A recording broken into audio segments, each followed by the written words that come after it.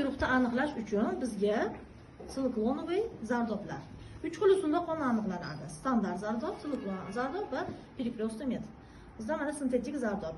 Dunyo bo'yicha ikkinchi B qon guruhi zardobi ko'k rangda, uchinchi guruhda qizil rangda bo'yaymiz. Bir-biri bilan adashib ketmasligi uchun. Chunki qon guruhi nomutalos bilan gemolitik shokka olib kelib, o'lim bilan tugaydi. Ya'ni agglutinatsiya reaksiyasi nihoyatda xavfli.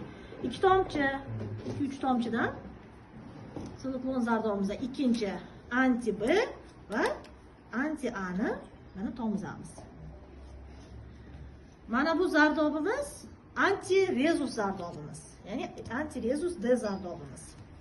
Mana rezusini ham bir yo'la doim aniqlanadi. Qon guruhi va rezus. Endi birinchi darsimiz qon olish texnikasini bir yo'la sizlarga o'rgatib ketaman. Tekshiruvchining yo o'ng yo chap tomonda o'tiradi. Mana shu holatda. Tekshiriluvchini nomsiz barmog'idan qon olish uchun biz uni yaxshilab nima qilamiz? Обработка, sterilizatsiya bu aseptika deymiz. Aseptika qoidalari mana. Endi одноразовый mana skarifikatorlar. Doim yinani shpris skarifikator ochganda yinasi pastda yuqori tarafdan ochamiz. Mana ochish usuli bu. Ha?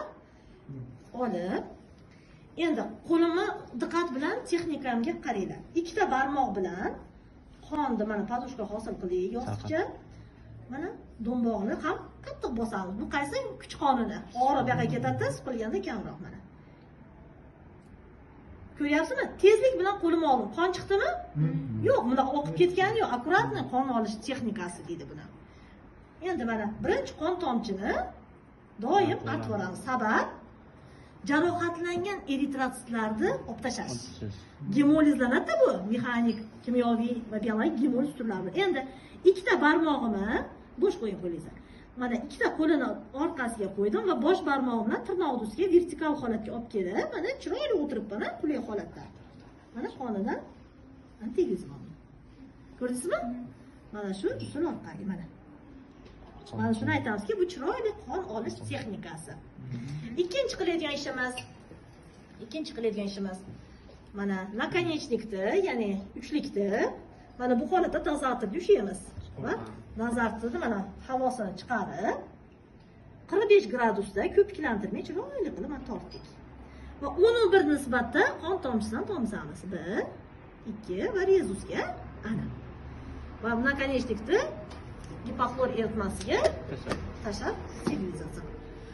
Aylan nimamiz bilan stiklani palichkamiz bilan shisha tayoqcha bilan buni mana reaksiya tezda ketish uchun tezlik bilan har birini aralashtiramiz mana. Aralashtiramiz. Va jarayonda bular bir-biriga eritrotsit agglutinaga agglutinga qaraganimizda reaksiyaga kirish vaqtini ko'rib chiqamiz. Bunda qarang. 2 daqiqa uzoq kutamiz. Mana birinchi qon guruhi nimamizda qonimiz reaksiyaga kirishmadi ikkovsida ham. Qaysi guruh bo'lyapti? Ikkovsiga ham mos kelsa, birinchi qon guruh. Uni rasmga qarang. Qaytaringlar endi qon guruhiga. Mana birda uchovsida reaksiyaga ketmasa, ikkovsida. Yo'da hozir birini olib tashlaganmiz, 2-3 ta ishlayapmiz. Mana birinchi qon guruhi, rezusi esa mana musbat.